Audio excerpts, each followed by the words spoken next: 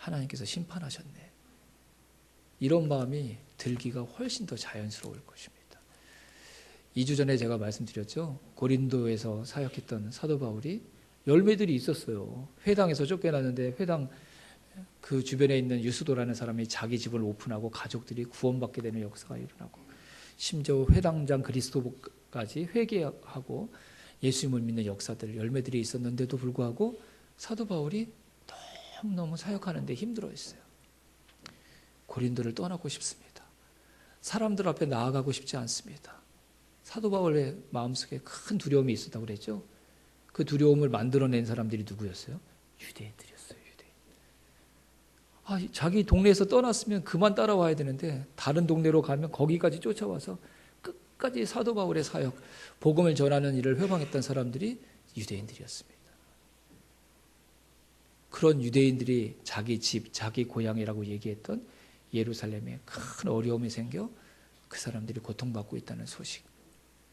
아마 보통 사람들이 들으면 나 힘들게 했더니만 쌤통이다, 하나님께 벌 받았네, 이런 마음이 들었을 거예요. 근데 마게도냐와 아가야에 있었던 소아시아에 있는 교회 성도들은 어떻게 반응했다고요, 여러분? 우리가 도와야지. 기꺼이 우리가 도와야지. 힘을 다해서 도와야지. 그리고 말만 그렇게 한 게 아니라 정말 힘을 다해서 도와서 바울 편에 예루살렘 교회를 통해서 예루살렘 교회 성도들만이 아니라 예루살렘 도성에 있는 그 힘든 사람들 돕고자 그들이 삶으로 행함을 보였다는 것입니다. 어떻게 이게 가능하죠, 여러분? 어떻게 이게 가능하죠?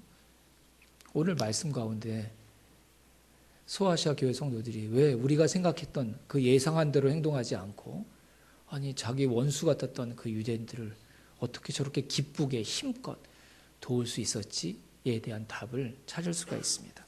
다시 한번 보실까요? 27절 말씀입니다. 27절 시작. 저희가 기뻐서 하였거니와 또한 저희는 그들에게 빚진 자니 만일 이방인들이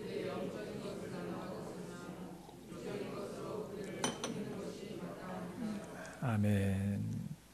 왜 소아시아 교회 성도들이 예루살렘 교회를 기꺼이 기쁘게 도왔습니까? 자기들을 힘들게 했던 사람들인데, 자기들이 살고 있는 그곳에 교회가 세워지는 일을 지긋지긋한 방법으로, 반인격적인 방법으로 방해하고 회방했던 사람들, 그들의 본고지라고 할 수 있는 예루살렘에 어려움이 닥쳤는데 그것들을 고섭게 생각하지 않고 어떻게 이렇게 기쁜 마음으로 도울 수 있었습니까?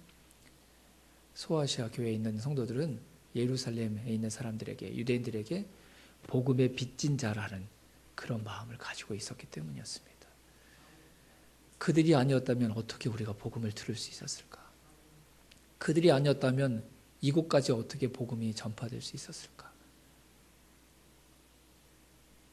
그들이 우리를 힘들게 한 것도 사실이지만 그들이 아니었다면, 그들로부터 그들 밖에 있는 땅끝으로 복음이 전해지는 일에 그들이 헌신하지 않았다면 어떻게 내가 복음을 들을 수 있었고 어떻게 내가 교회의 성도로 지금 이 시간 살아갈 수 있었을까? 그렇게 생각했던 거죠.